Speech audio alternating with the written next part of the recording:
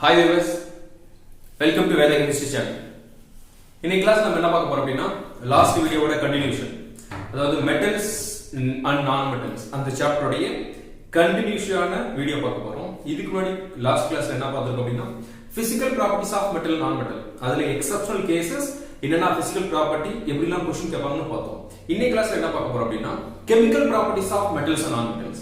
metals and non-metals உடைய chemical properties என்ன அதுல எப்படி क्वेश्चन கேட்பாங்க எப்படி ஆன்சர் பண்ணனும் அப்படிங்கிறது உங்களுக்கு புரியுற மாதிரி ஈஸியா தமிழ்ல பார்க்க போறோம். சரிங்களா? வாங்க கிளாஸ் போலாம்.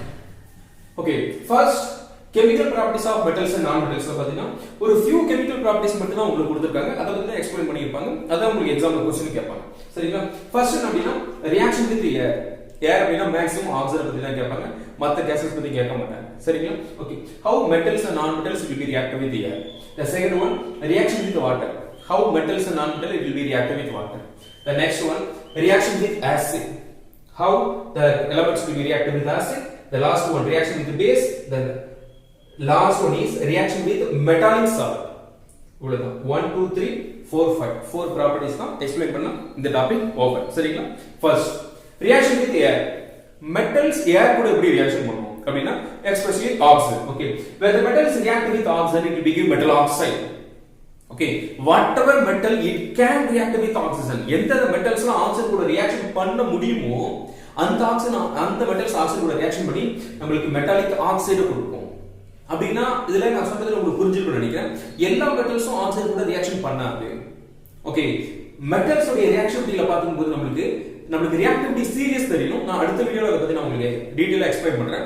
மோர் reactive, moderate reactive, least reactive இருக்கு இல்லீங்களா? அதுல மோர் reactive metals, moderate reactive metals மட்டும் தான் ஏர் கூட ரியாக்ஷன் பண்ணும். லீஸ்ட் ரியாக்டிவ் மெட்டல்ஸ் அது கூட ரியாக்ஷன் பண்ணாது.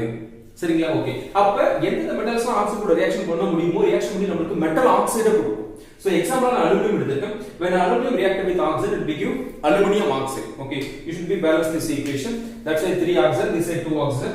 So just 3O2, 6 oxygen.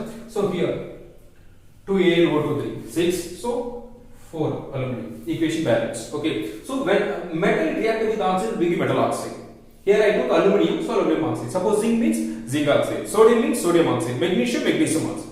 Whatever metal it can react with oxygen it will give metal oxide. That's it over. The next one, non-metals. Non-metals oxygen கூட reaction பண்ணுமா? Yes, carbon when it react with oxygen it will give carbon dioxide. Sulfur react with oxygen it will give sulfur dioxide. சரிங்களா?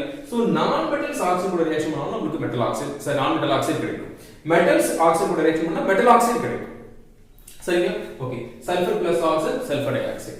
So அப்ப டோட்டலா என்ன அப்படினா மெட்டல்ஸோ non-metals oxygen கூட reaction பண்ணா அதனுடைய ஆக்சைட்ஸ் கொடுக்குது.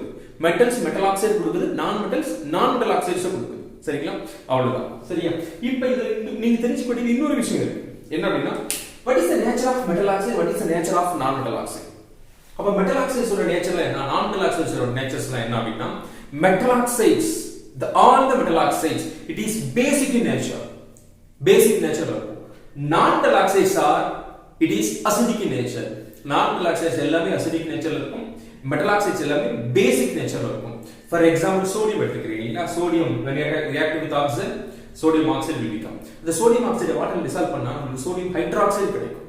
aluminum oxide வாட்டர்ல dissolve பண்ணா aluminum hydroxide கிடைக்கும்.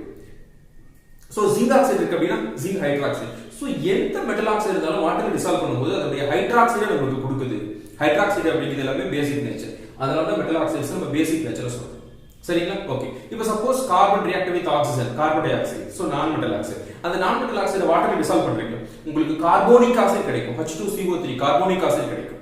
சோ சல்ஃபர் டை ஆக்சைடு வாட்டர்ல டிசால்வ் பண்ணா சல்ஃபோரஸ் ஆசிட் கிடைக்கும். சோ நான் மெட்டல் ஆக்சைடு வாட்டர்ல டிசால்வ் பண்ணா ஆசிட் கிடைக்குது.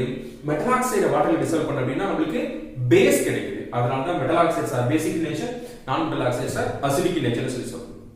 சரிங்களா? ஓகே, இதுல இந்த மெட்டல் ஆக்சைடுல இன்னொரு क्वेश्चन இருக்கு உங்களுக்கு. என்ன அப்படினா amphoteric oxide. what is meant by amphoteric oxide? amphoteric oxide என்ன அப்படினா நான் டெஃபினிஷன் சொல்றேன், அதுக்கு அப்புறம் எக்ஸ்பிளைன் பண்றேன். amphoteric oxide அப்படினா a metal oxide which can able to react with acid as well as base. that metal oxides are called amphoteric oxide.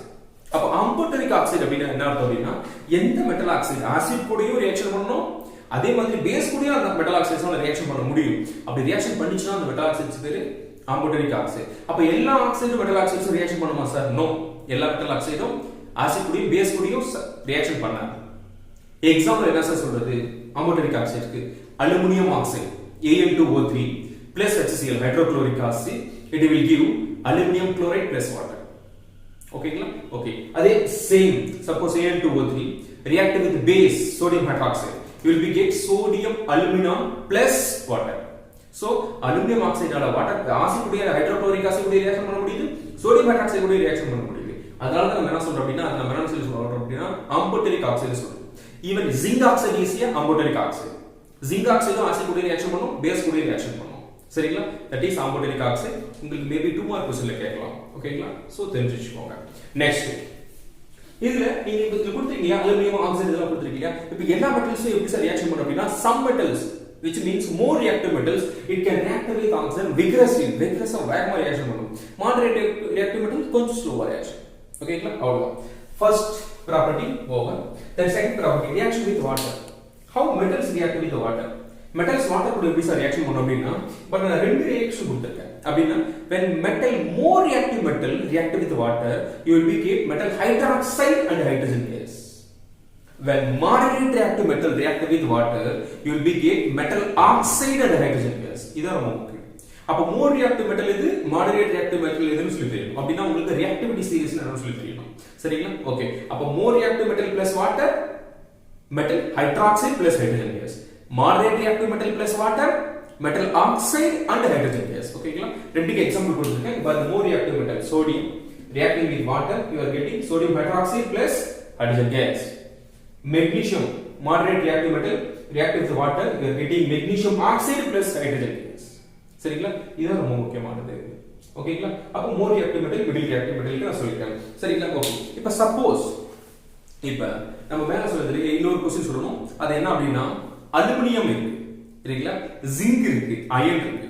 இதெல்லாம் வந்து ரியாக்ஷன் பண்ணும்போது எப்படி சார் ஈஸியா ரியாக்ஷன் பண்ணணும் அப்படினா என்ன சொல்லிருக்க மாடரேட் ரியாக்டிவ் மெட்டல். அப்ப பொறுமையா தான் ரியாக்ஷன் பண்ணும். இந்த மெட்டல்ஸ் என்ன பண்ணும்? அலுமினியம், ஜிங்க், அயன் இந்த மெட்டல்ஸ் என்ன பண்ணும் அப்படினா ஆக்சிஜன் கூட ரியாக்ஷன் பண்ணும்போது செல்ஃபா தனக்கு மேல ஒரு கோட்டிங் மாதிரி ஒரு லேயர் உருவாக்கிக்கும். அதுக்கு பேர் என்ன? Self productive layer. சரிங்களா? அந்த செல்ஃப் ப்ரொடக்டிவ் லேயர் என்ன பண்ணும் அப்படினா ஃபர்தரா ஆக்சிடேஷன் ரியாக்ஷன் பண்றதை அலோ பண்ணாது. இதுதான் உங்களுக்கு எக்ஸாம்பிள் क्वेश्चन கேட்பாங்க. எப்படின்னா அலுமினியத்துக்கு மேக்ஸிமம் கேட்பாங்க.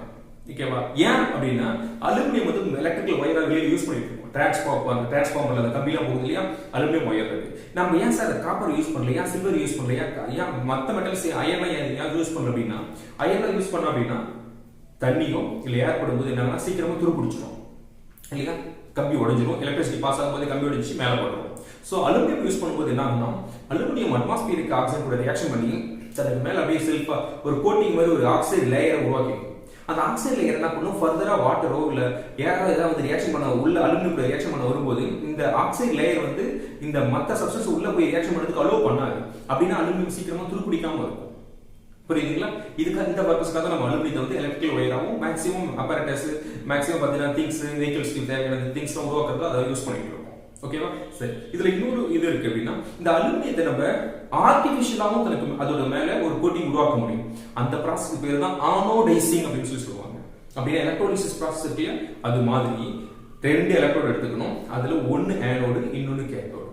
ஆனோடுனா உங்களுக்கு தெரியும் பாசிட்டிவ் சார்ஜ், சரிங்களா? கேத்தோடுனா நெகட்டிவ் சார்ஜ்.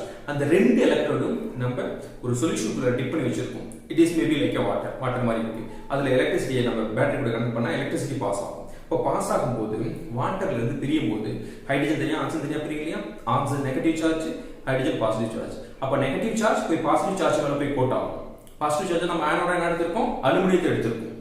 அலுமினியம் வந்து பாசிட்டிவ் சார்ஜ். இந்த பாசிட்டிவ் சார்ஜ் மேல நெகட்டிவ் சார்ஜ் ஆக்சிஜன் போய் கோட் ஆகும். அப்ப அலுமினியத்துக்கு மேல நம்ம ஆர்டிபிஷியலா ஒரு கோட்டிங் உருவாக்குறோம். இந்த ப்ராசஸ்க்கு பேர் தான் ஆனோடைசிங் ப்ராசஸ். ஆனோடைசிங் ப்ராசஸ் எதுக்காக பண்றோம்? அந்த அலுமினியம் மெட்டல் சீக்கிரமா துருப்பிடிக்காம இருக்கிறதுக்கும் சீக்கிரமா அந்த பொருள் டேமேஜ் ஆகாம இருக்கிறதுக்காக தான் யூஸ் பண்றோம். சரிங்களா? That's it. Over. So first topic as well as second topic over. In second topic I said more reactive metal react with water, metal hydroxide and hydrogen gas. Moderate reactive metal oxide plus hydrogen gas. In moderate reactive iron கூட எடுத்துக்கலாம். Magnesium, iron, zinc இதெல்லாம் moderate. More reactive potassium, sodium, calcium இதெல்லாம் more reactive வந்துரும். Okay. Then third property reaction with acid. how metals react with acid. இந்த topic நம்ம acid based லெசன்ல பார்த்திருக்கோம். How acid react with metals ல பார்த்திருக்கோம். அதே same தான். When metal react with acid you will get salt plus hydrogen gas. மெட்டலும் ஆசிட் ரியாக்ஷன் பண்ணும்போது சால்ட்டும் ஹைட்ரஜன் கேஸும் கொடுக்கும். ஓகேங்களா? ஓகே. சார் நான் மெட்டல்ஸ் இது ரியாக்ஷன் பண்ணுமா sir? Non metals do not react with acid. Like that, non-metal do not react with water also. இந்த பாருங்க நான் மெட்டலுக்கு ஆக்ஸிஜன் மட்டும் தான் கொடுத்திருக்கேன். வாட்டர்ல பார்த்தா கொடுக்கல. ஏன்னா நான் மெட்டல் வாட்டர் கூட ரியாக்ஷன் பண்ணாது. அதே மாதிரி நான் மெட்டல்ஸ் ஆசிட் கூட ரியாக்ஷன் பண்ணாது. ஓகேங்களா? சப்போஸ் நான் மெட்டல்ஸ் ரியாக்ஷன் பண்ணிச்சா கூட நமக்கு காம்ப்ளெக்ஸ் காம்பவுண்ட் கிடைக்கும். இந்த காம்ப்ளெக்ஸ் காம்பவுண்ட் அப்படினா என்னங்கிறது நீங்க 11th லெவல்ல போனா தான் படிப்பீங்க. அது ஒரு பெரிய கோஆர்டினேட் காம்பவுண்ட்ஸ் அப்படி வரல ஒரு பெரிய டாபிக். அது நமக்கு வேணும். சரியா? So the general non metals it won't be reacted with acid generally அப்படி எழுதிக்கோ. Next. So metal plus acid, salt plus hydrogen. Sir எந்த மெட்டல் வேணாலும் கிடைக்குமா? எஸ். சாம்பார் பிளஸ் ஆகும் சாம்பார் சாதம், தயிர் பிளஸ் ஆகும் தயிர் சாதம். அது மாதிரி zinc plus hydrochloric acid zinc salt, magnesium எடுத்தா மெக்னீசியம் சால்ட், சோடியம் எடுத்தா சோடியம் சால்ட். சரிங்களா? பொட்டாசியம் எடுத்தா பொட்டாசியம் சால்ட். அது மாதிரி கிடைக்கும். அவ்வளவுதான் general. Then next one is reaction with the base. Metals base கூட எப்படி ரியாக்ஷன் பண்ணும்? இதுல சொல்லிருக்கேன். இதுல few more reactive bases மட்டும் தான் சில மெட்டல்ஸ் கூட ரியாக்ஷன் பண்ணும். எல்லாமே ரியாக்ஷன் பண்ணாது. அப்ப மெட்டலும் பேஸ் ரியாக்ஷன் பண்ணனும் நமக்கு என்ன கிடைக்கும்? சால்ட்டும் ஹைட்ரஜன் கேஸும் கிடைக்கும். அப்ப ஆசிட் பிளஸ் மெட்டல்ஸும் சால்ட் ஹைட்ரஜன் தான். Base plus metals salt plus hydrogen தான்.